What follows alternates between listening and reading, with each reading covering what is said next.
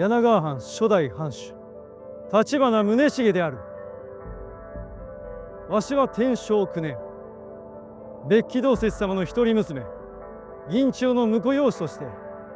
立花家の当主となったのであるが、養子として立花家に入る日、父である高橋常雲から手渡されたのが長光の剣なのである。鎌倉時代後期到室町時代初期是日本都的黃金時期，重要文化遺產劍銘長光是由活剔於備前國的長船鐵匠長光在此時期所鍛造的寶劍。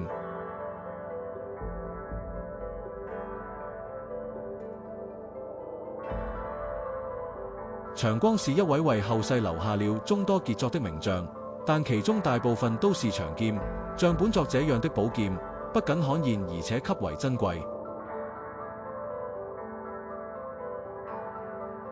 這把劍保留着鎌倉時代刀劍的外觀特徵，劍身彰顯了長光的精湛技藝，和印紋相結合，展現出優雅精美的平衡感。劍身具有緻密的板狀細條紋，沖現到表面被稱為地費的微小顆粒反射着光線，印現出白色霞霧般的印影。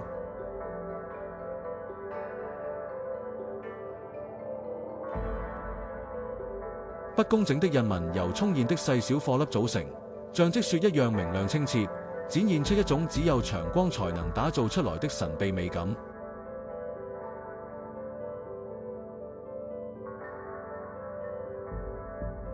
この剣は、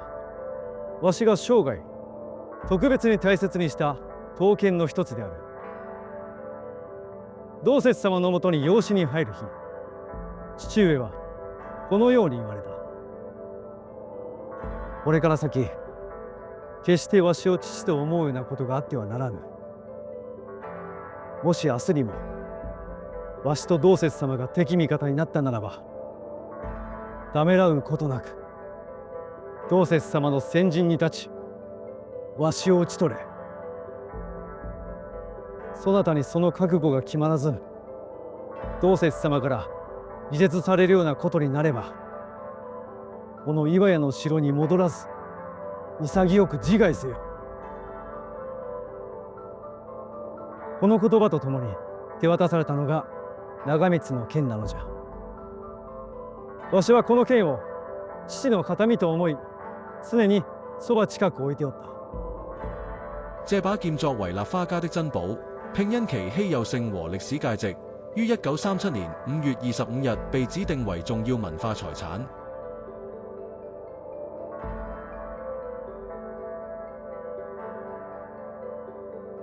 本作品除了展現備前長船派名將長光所鍛造的絕世寶劍魅力之外，